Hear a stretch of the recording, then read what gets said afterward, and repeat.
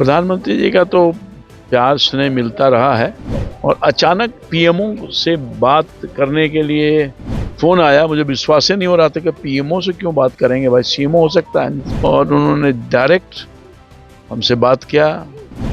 मैं आश्चर्य था और मैं सोचा भी नहीं था। नमस्कार, मेरा नाम आलोक है। आप लाइव स्ट्रीज देख रहे हैं। हमारे साथ बिहार सरकार के मंत्री रामकृपाल यादव हैं और इनकी खासियत है, लोकतंत्र में चुनाव होते हैं और रामकृपाल यादव की खासियत है लोकतंत्र के माध्यम से वो चुनकर आए हैं, लेकिन लोग इनकी खासियत है। आप देखिए, इनके आवास पर भी भीड़ है, अंदर तक रूम तक देखेंगे तो भीड़ है।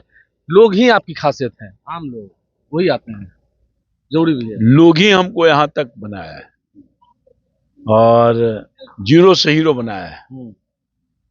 मैं अपने लोगों के प्रति आभार व्यक्त करता हूँ और शब्द ही नहीं अपने लोगों के लिए कि मैं कितना उनको आभार व्यक्त करूँ। सबसे पहले अपने लोगों को, जो हमारे लोग हैं उनके प्रति आभार, कार्यकर्ताओं के प्रति आभार और अपने नेताओं के प्रति आभार, जिन्होंने मुझे पुनः मौका दिया है कि फिर से बिहार की सेवा कर सकूं। निष्ठा के साथ मैंने काम किया है। जब भी कोई काम मिला है उसको मैंने निष्ठापूर्वक काम किया है। पहले भी मंत्री के रूप में मैंने काम किया, पिछली बार जब माननीय नीतीश कुमार जी के नेतृत्व में।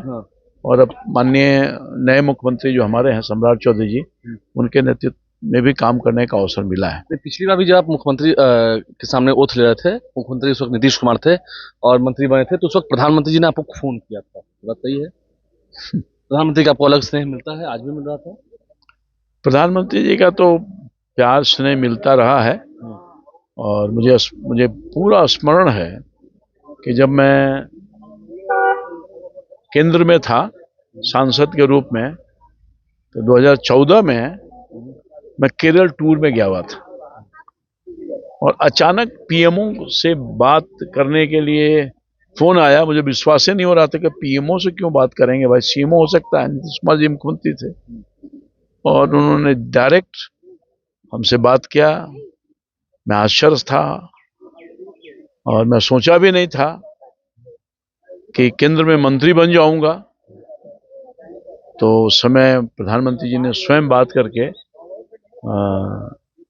अपना आशीर्वाद दिया। मंत्रिपरिषद में अपने कैबिनेट में काम करने का अवसर मिला और लगातार भारतीय जनता पार्टी का और एनडीए का जो नेतृत्व है, हमें अवसर देते रहने का काम किया है।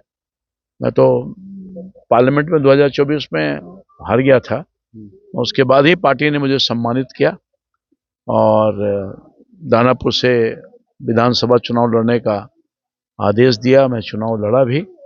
हम अपने नेतृत्व के प्रति आभार व्यक्त करते हैं और पुनः दानापुर से मुझे अवसर प्रदान किया दानापुर की जनता का सेवा करने के लिए और पुनः मंत्री बनाए गए। एक सवाल है आपके कैबिनेट में, क्योंकि आप अनुभवी हैं, बहुत सारे अनुभवी मंत्री भी हैं, निशांत कुमार भी मंत्री बने हैं, शामिल हुए हैं।